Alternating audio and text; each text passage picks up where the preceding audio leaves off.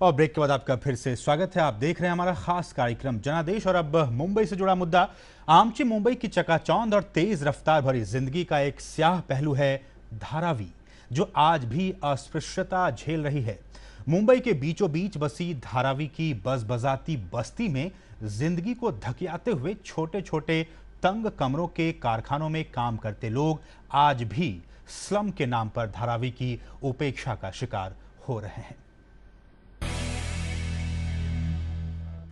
Asia की सबसे बड़ी मलिन बस्ती के नाम से अपनी पहचान बना चुकी मुंबई के बीचों बीच बसी धारावी से जब हम मिलने गए तो वह चुनाव से अनजान होकर अपने में मशगूल थी। बड़े बड़े बैनर और पोस्टरों से जहां मुंबई को पाट दिया गया है, वहीं धारावी में ढूंढने पर एक आध पोस्टर सटे मिल जाते हैं। हमें यह नहीं मालूम कि पोस्टर साटने वाले यहाँ क्यों नहीं आए, लेकिन जब हम यहाँ के लोगों से मिले तो उनकी बातों से यह आभास हो गया कि धारावी और राजनीति अब एक दूसरे से छद्मवार छोड़कर आमने सामने की लड़ाई लड़ रहे हैं। ये गटर देख लो, इनके हालत यहाँ भी साफ नहीं। अगर कोई स्कूली बच्चा जाता है तो सीधे उसमें पैर टूटेगा। वोट मांगने के लिए आते, फिर बोलेंगे तो हाँ बोलते चले जाते, फिर क्या करें? धारावी के पुनर्विकास करके इसे रहने लायक बनाने की योजनाओं की कमी सरकार ने कभी होने नहीं दी। लगभग 200 करोड़ से ज्यादा खर्च भी फाइलों में दर्ज किया जा चुका है। हांगकांग के स्लम ताई हैंग की तर्ज पर इसके उद्धार की बात भी हुई और 1997 से अब तक अनगिनत अभियान भी चले। यह अलग बात है कि धारावी जैसी तब थी, आज भी उससे ज्यादा अलग नहीं है। सरकारी योजना के मुताबिक 550 एकड़ में बसी धारावी को 5 सेक्टरों में बांटा जाना है, जिसे माहटा और निजी बिल्डर मिलकर विकसित करेंगे। इससे प्रभावित परिवारों को 7 मंजिला इमारतों में 300-300 वर्ग के फ्लॅट दिए जाएंगे। धारावी पुनर्विचार करण्याकरता मागच्या शासनाने काही खासगी विकासकांच्याकडून विकास करण्याकरता प्रयत्न केले, निविदा काढल्या गेल्या, जागतिक निविदा काढल्या गेल्या, त्याला काही यश आलं नाही। आणि म्हणून खासगी विकासकांच्याकडून जर प्रतिसाद मिळत नसेल किंवा तो प्रतिसाद मिळत नसेल तर पर्याय काय म्हणून आम्ही विचार केला।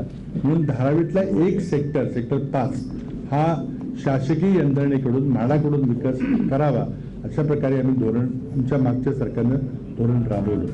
अंधेरी सी इस बस्ती किस तरह की राजनीतिक अस्पृश्यता झेल रही है, यह यहाँ के लोगों से सुनिए। नल के लिए बोले तो कोई कुछ रिस्पॉन्स ही नहीं देते। जाएंगे तो हाँ कल आओ परसों इतना ही बोलते। अभी ये पानी आप देख रहे हैं ना, ये पानी हमारे घर के काम के लिए खत्म हो जाता है। फिर कल हम लोग को सुबह में रास्ता देखना पड़ता है, पानी कभी आएगा और हम लोग को कब पानी नहीं मिला तो फिर पीने के लिए भी हम लोग को पानी नहीं मिलता। फिर हम लोग को 25 रुपए 20 रुपए देके खरीद के लेके आना पड़ता है। रोज 2 रुपए देना पड़ता है हमको बाथरूम का। कभी शाम को ही बंद होते हैं, नहीं तो दोपहर को चालू रहते, कभी रात को ही बंद हो जाते हैं। 2 दिन पहले जब पृथ्वीराज चौहान यहाँ की प्रत्याशी वर्षा गायकवाड़ के प्रचार के लिए आए तो उन्होंने बड़ी समझदारी दिखाते हुए सत्ता के विकेंद्रीकरण पर सारा ठीकरा फोड़ दिया और अन्य प्रशासनिक इकाइयों की आड़ में आ गए। मुंबई महापालिका का काम देखिए, जिसकी जिम्मेदारी मुंबई महापालिका की है।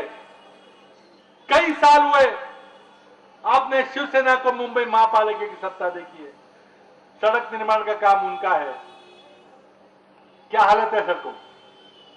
जबकि हम राज्य सरकार के नियमों के चलते मुंबई महापालिका ने कितना अतिरिक्त धन देने की कोशिश की है। इसमें कोई ताज्जुब की बात नहीं है कि मुख्य धारा से कट चुके समाज में राजनीति को लेकर जो छवि बनती है, वही छवि यहाँ के लोगों में भी बन चुकी है। ये पॉलिटिकल सिर्फ अपने फायदे के लिए ये सब है, उनका मतलब हमारे लिए तो कोई काम नहीं करते हो। इधर धारावी बचाओ समिति के अध्यक्ष और धारावी से चुनाव लड़ रहे शिवसेना के प्रत्याशी बाबूराव माने अपनी तरंग में उन्हीं दावों और वादों को दोहराने से पीछे नहीं हटते, जिसे धारावी अरसों से सुनती आ रही है।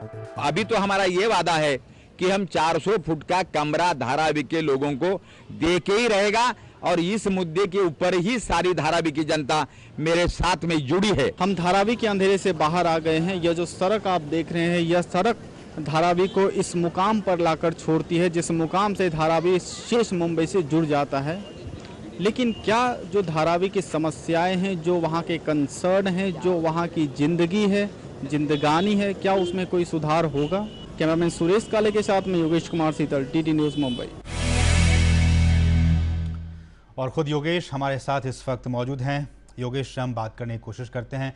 योगेश, आपने बहुत ही स्याह तस्वीर दिखाई है उस मुंबई की, आर्थिक नगर कहा जाता है, आर्थिक महानगरी के तौर पे जाना जाता है। ये कैसी स्याह तस्वीर है? देख के बहुत तकलीफ और बहुत दुख पहुंचता है लोगों को।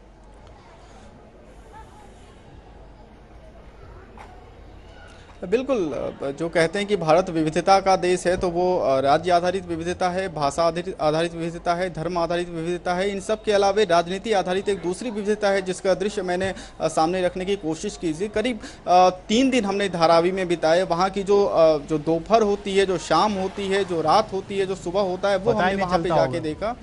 अगर आप एक लाइन में कहेंगे कि क्या समस्या है और उसका निराकरण क्या है, तो ये थोड़ा सा जटिल है, क्योंकि जो सबसे महत्वपूर्ण बात वहाँ पे है वो प्रशासनिक समन्वय की है। क्योंकि जिस तरह से सत्ता का विकेंद्रीकरण हुआ है, अगर आप देखें तो कुछ लोग बोलेंगे कि नगर सेवक यहाँ काम करते हैं लेकिन विधायक काम नहीं करते, कुछ लोग बोलेंगे विधायक काम करते हैं लेकिन सांसद काम नहीं करते। तो कुल मिला के जो साउथ सेंट्रल का जो पूरा एरिया है वो इतना कॉम्प्लिकेटेड है और इतना पॉलिटिकली सेंसिटिव है। सेंसिटिव इसलिए भी है क्योंकि आप सिर्फ सोचिए कि 95 में जब बीजेपी शिवसेना की सरकार थी तो एक प्लान आया था, उसके बाद फिर पूरी की पूरी रिपोर्ट से, अगर मैं आपको बताऊं तो पूरी की पूरी रिपोर्ट से, जब पार्टियां बदलती गई, सरकार बदलती गई, तो कई सारी योजनाएं आई, कई सारी मुहिम चली। पहले 225 फुट देने की बात हुई, फिर बात बढ़ी तो 300 हुई, फिर हुआ कि 400 वर्ग फुट देंगे। जमीन वहां पे सबसे महंगी है, धारावी में जमीन सबसे महंगी है। ये एक दूसरी समस्या है, क्योंकि जो सरकार है उसको भी ये लग रहा है कि अगर वो जमीन अगर वहां से लेती है तो किस कीमत पर लेगी। बाकी जगह अगर मान लीजिए अगर उसका रेफरेंस लेके बाकी जगह देखा गया, जैसा हम राज्य में देखते हैं कि जो सटे राज्य होते हैं वहां पे हमने किसी भी राज्य में देख लिया, हरियाणा में देख लीजिए, देश के बाकी राज्यों में देख लीजिए, अगर वहां जो जमीन होती है, अगर वहां पे जमीन का रेट होता है तो उससे जो सटे इलाके होते हैं वहां पे भी एक तरह की प्रतिस्पर्धा होती है। तो अगर सरकार वहां पे कोई इंप्लीमेंट करेगी तो सबसे पहली बात जो है वहां पे वो है विश्वास की कमी, लोगों का विश्वास, राजनीतिक लोगों को। जी योगेश, उम्मीद करें आपकी रिपोर्ट बहुत ही भावनात्मक है। उम्मीद करें कि आने वाले दिनों में जब कोई भी सरकार बने महाराष्ट्र में, धारावी की जो समस्या आपने दिखाई है आज, उस पर फोकस करें और उसकी जो समस्याएं हैं उसको दूर करने की कोशिश करें। बहुत बहुत शुक्रिया इन तमाम ताज़ा अपडेट्स के, लेकिन आप हमारे साथ बने रहें, हम आपके पास दोबारा लौटेंगे।